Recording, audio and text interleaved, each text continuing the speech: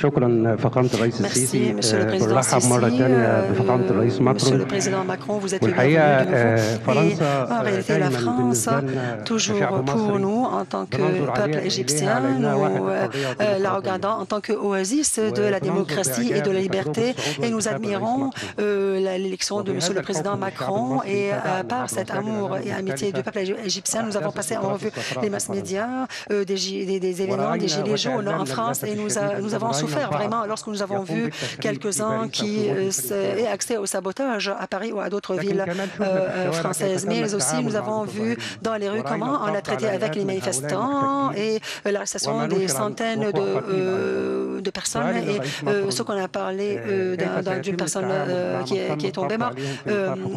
Comment, Monsieur le Président Macron, on va traiter avec les personnes qui ont été arrêtées dans le cadre des droits de l'homme? Merci. Alors,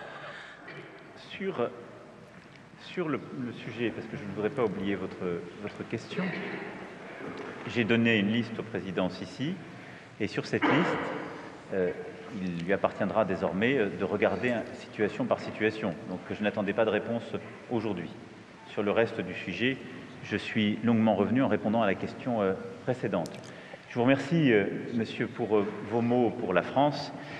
Néanmoins, vous aurez noté qu'en France, il est permis de s'exprimer librement. Parfois, les gens l'oublient et ne s'en réjouissent pas suffisamment.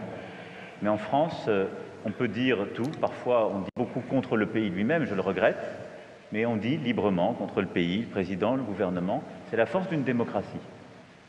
Et donc, vous avez eu accès à des images, des contestations, et tout ça est bel et bon. Ensuite, il y a eu des manifestations avec l'expression d'une colère, de protestation, d'ailleurs de plusieurs colères qui se sont manifestées. Et il y a dans notre pays une liberté qui est constitutionnellement garantie, qui est la liberté de manifester. Et nous entendons bien la protéger, parce que nous y tenons beaucoup. Lors de ces manifestations, dont vous avez constaté qu'elles n'ont jamais été interdites, des individus, des casseurs, des extrémistes se sont introduits. Et ils ont en effet parfois commis le pire. Des exactions consistant à saccager des commerces, des bâtiments publics, ou à mener des actes de violence à l'égard des forces de l'ordre ou d'autres personnes.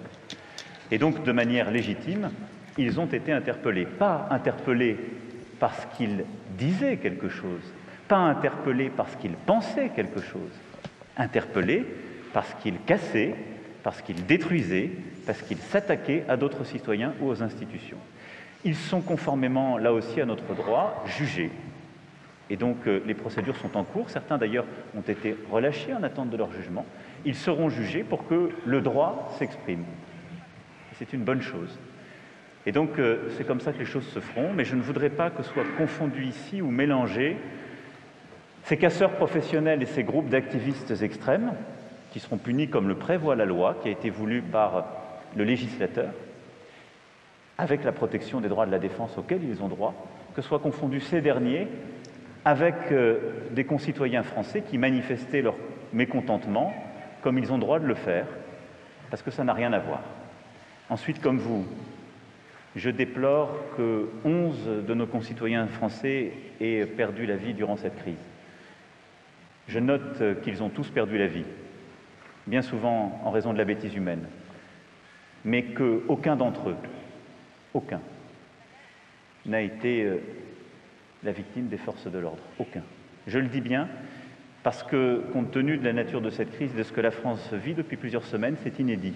Et je veux ici rendre hommage au professionnalisme des forces de l'ordre dans ce contexte. Voilà. Mais vous voyez, les sociétés contemporaines peuvent tout échanger et se parler librement. Mais ces échanges impliquent parfois de ne pas tout mélanger et de ne pas vouloir rapprocher peut-être trop rapidement une réalité et une autre.